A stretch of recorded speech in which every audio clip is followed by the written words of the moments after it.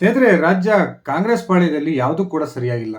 ದಿನದಿಂದ ದಿನಕ್ಕೆ ಕಾಂಗ್ರೆಸ್ನ ಭಿನ್ನಮತ ಬೀದಿಗೆ ಬರ್ತಾ ಇದೆ. ಅದರಲ್ಲೂ ಕೂಡ ಇತ್ತೀಚೆಗೆ ಏನು ಸಿದ್ದರಾಮಯ್ಯನವರು ಜಿಲ್ಲಾವಾರು ಕಾಂಗ್ರೆಸ್ ಶಾಸಕರ ಸಭೆಯನ್ನು ಕರೆದಿದ್ರು. ಆ ಸಭೆಯ ಸಂದರ್ಭದಲ್ಲಿ ಹಾಸನ ಜಿಲ್ಲೆಯ ಒಂದು ಸಭೆಯನ್ನು ನಡೆಸ್ತಿರ್ತಕ್ಕಂಥ ಸಂದರ್ಭದಲ್ಲಿ ಸಿದ್ದರಾಮಯ್ಯ ಮತ್ತು ಅವರದೇ ಬಣದ ಪ್ರಮುಖ ನಾಯಕನಾಗಿದ್ದಂತಹ ಕೆ ಎನ್ ರಾಜಣ್ಣನವರ ನಡುವೆ ಒಂದು ವಿಚಾರಕ್ಕೆ ಸಂಬಂಧಪಟ್ಟಂತೆ, ಅದು ಕೂಡ ಏನು ವಿಚಾರಕ್ಕೆ ಸಂಬಂಧಪಟ್ಟಂತೆ ಜಟಾಪಟಿ ನಡೆಯುತ್ತೆ. ಆ ಸಂದರ್ಭದಲ್ಲಿ ನಾನೊಬ್ಬ ಉಸ್ತುವಾರಿ ಸಚಿವನಾಗಿ ನನ್ನ ಮಾತನ್ನು ನೀವು ಕೇಳೋದಿಲ್ಲ ಅನ್ನೋದಾದರೆ ನಾನು ಈ ಸಭೆಯಲ್ಲಿ ಯಾಕಿರಬೇಕು, ಆ ಜಿಲ್ಲೆಯ ಉಸ್ತುವಾರಿ ಸ್ಥಾನ ನನಗೆ ಯಾಕೆ ಬೇಕು ಅನ್ನುವ ಒಂದು ವಾಗ್ದಾಳಿಯನ್ನು ನಡೆಸಿ ಕೆ ಎನ್ ರಾಜಣ್ಣ ಸಭೆಯಿಂದ ಹೊರಗೆ ಬರ್ತಾರೆ. ಅದಾದ ನಂತರ ಕೆ ಎನ್ ರಾಜಣ್ಣ ಅವರನ್ನ ಆ ಹಾಸನ ಜಿಲ್ಲಾ ಉಸ್ತುವಾರಿ ಸ್ಥಾನದಿಂದ ಕೆಳಗಿಳಿಸಲಾಗುತ್ತೆ. ಇದಾದ್ಮೇಲೆ ರಾಜಣ್ಣ ಸಚಿವ ಸಂಪುಟದಿಂದ ವಜಾಗೊಂಡಿರ್ತಕ್ಕಂಥದ್ದನ್ನು ನೀವು ನೋಡಿದಿರಿ.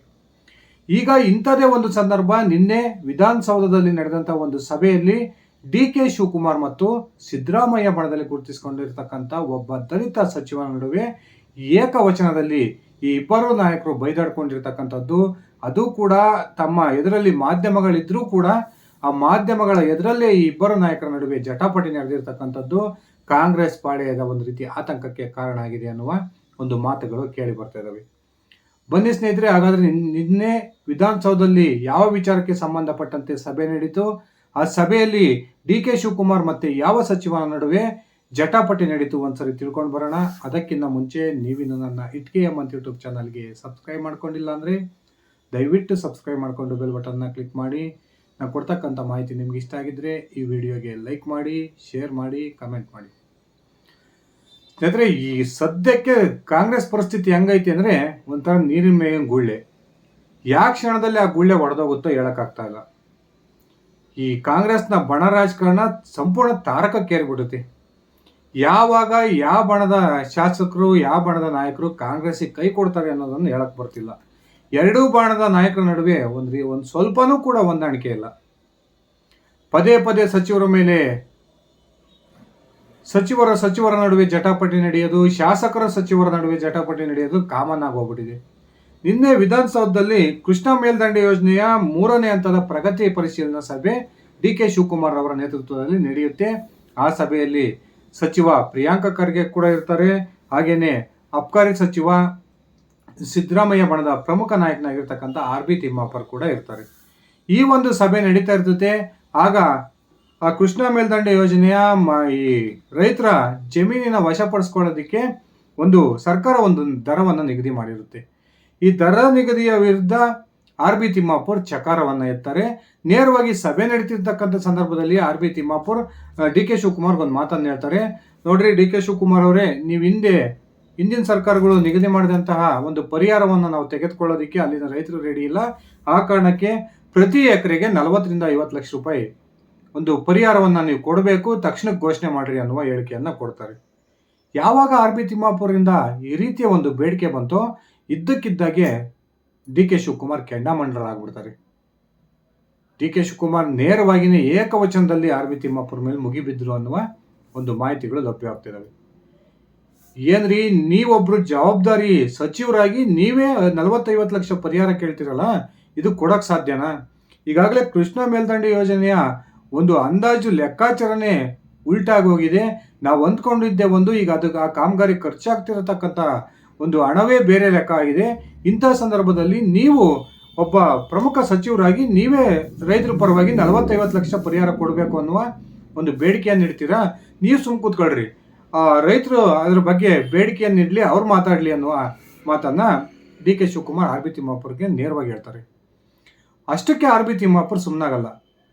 ನಾನು ನನ್ನ ಸ್ವಂತ ಮಾತನ್ನು ಹೇಳ್ತಾ ಇಲ್ಲ, ಅಲ್ಲಿನ ರೈತರು ನನ್ನ ಹತ್ರ ಬಂದು ಯಾವ ರೀತಿ ತಮ್ಮ ಅನಿಸಿಕೆಗಳನ್ನು ಹಂಚ್ಕೊಂಡಿದ್ರು ಅದನ್ನು ನಾನು ನಿಮ್ಮ ಹತ್ರ ಹೇಳ್ತಾ ಇದ್ದೀನಿ ಅನ್ನುವ ಒಂದು ಮಾತನ್ನು ಮತ್ತೆ ಡಿ ಕೆ ಶಿವಕುಮಾರ್ಗೆ ಆರ್ ಬಿ ತಿಮ್ಮಾಪುರ್ ಹೇಳ್ತಾರೆ.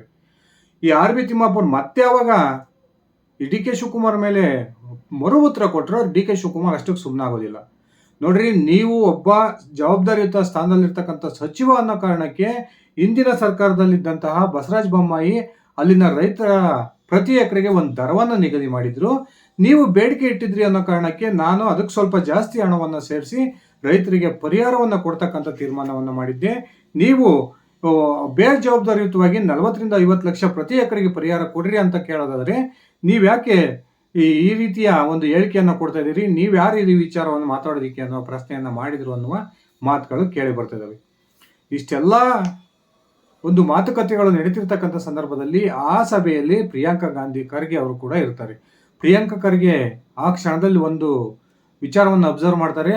ಮಾಧ್ಯಮಗಳು ಅಲ್ಲೆಲ್ಲ ಇರ್ತವೆ. ಈ ಒಂದು ವಿಚಾರ ಒಂದು ಹೊರಗೆ ಹೋದ್ರೆ ಕಾಂಗ್ರೆಸ್ಗೆ ದೊಡ್ಡ ಮುಜುಗರ ಆಗುತ್ತೆ ಅನ್ನೋ ಕಾರಣಕ್ಕೆ ಮಾಧ್ಯಮದವರನ್ನ ಆ ಸಭೆಯಿಂದ ಹೊರ ಕಳಿಸ್ತಕ್ಕಂಥ ಪ್ರಯತ್ನವನ್ನ ಪ್ರಿಯಾಂಕಾ ಖರ್ಗೆ ಮಾಡ್ತಾರೆ. ಆಗ ಡಿ ಕೆ ಶಿವಕುಮಾರ್ ಒಂದು ಮಾತು ಹೇಳ್ತಾರೆ, ಇರ್ಲಿ ಬಿಡ್ರಿ, ಎಲ್ಲರಿಗೂ ಗೊತ್ತಾಗ್ಲಿ ವಿಚಾರ, ಮಾಧ್ಯಮಗಳನ್ನ ಯಾಕ್ರಿ ಹೊರಗೆ ಕಳಿಸ್ತೀರಾ, ಅವ್ರ ಎದುರಿಗೆ ನಡೀಲಿ ಏನು ವಿಚಾರ ಐತೆ ಅದು ಇಡೀ ರಾಜ್ಯದ ಜನರಿಗೆ ಗೊತ್ತಾಗ್ಲಿ ಅನ್ನುವ ಮಾತನ್ನ ಹೇಳೋದ್ರ ಮೂಲಕ ಇದೀಗ ಕಾಂಗ್ರೆಸ್ ನಾಯಕರ ಒಂದು ನಡುವಿನ ಜಟಾಪಟಿ ಬೀದಿಗೆ ಬಂದಂತಾಗಿದೆ. ಸ್ನೇಹಿತರೆ, ನೀವೆಲ್ಲರಿಗೂ ಗೊತ್ತಿರೋ ಪ್ರಕಾರ RB ತಿಮ್ಮಾಪುರ್ ಸಿದ್ದರಾಮಯ್ಯ ಬಣದಲ್ಲಿ ಗುರುತಿಸಿಕೊಂಡವರು. ಇನ್ನೊಂದು ಕಡೆ ಡಿ ಕೆ ಶಿವಕುಮಾರ್ ವಿರುದ್ಧ ಈ ರೀತಿ RB ತಿಮ್ಮಾಪುರ್ ನಿನ್ನೆ ವಾಗ್ದಾಳಿಯನ್ನು ನಡೆಸೋದ್ರ ಮೂಲಕ ಇಬ್ಬರ ನಾಯಕರ ನಡುವಿನ ಜಟಾಪಟಿ ಇದೀಗ ಕಾಂಗ್ರೆಸ್ ಪಾಳೆಯದಲ್ಲಿ ಒಂದು ರೀತಿ ಕೋಲಾಹಲಕ್ಕೆ ಕಾರಣ ಆಗಿದೆ ಎನ್ನುವ ಮಾತುಗಳು ಕೇಳಿ ಬರ್ತಿದ್ದಾವೆ.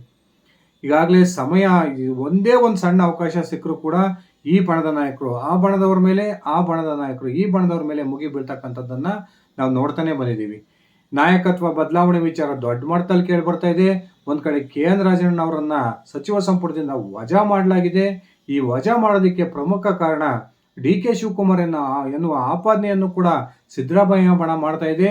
ಇದೇ ಸಂದರ್ಭದಲ್ಲಿ RB ತಿಮ್ಮಾಪುರ್ ಮತ್ತು ಡಿ ಕೆ ಶಿವಕುಮಾರ್ ನಡುವೆ ನಿನ್ನೆ ನಡೆದಂತ ಈ ಜಟಾಪಟಿ ನಿಜಕ್ಕೂ ಕೂಡ ಕಾಂಗ್ರೆಸ್ನ ಬಣ ರಾಜಕಾರಣವನ್ನ ಮತ್ತೊಮ್ಮೆ ಬೀದಿಗೆ ತಂದಿದೆ ಅಂದ್ರೆ ತಪ್ಪಾಗೋದಿಲ್ಲ.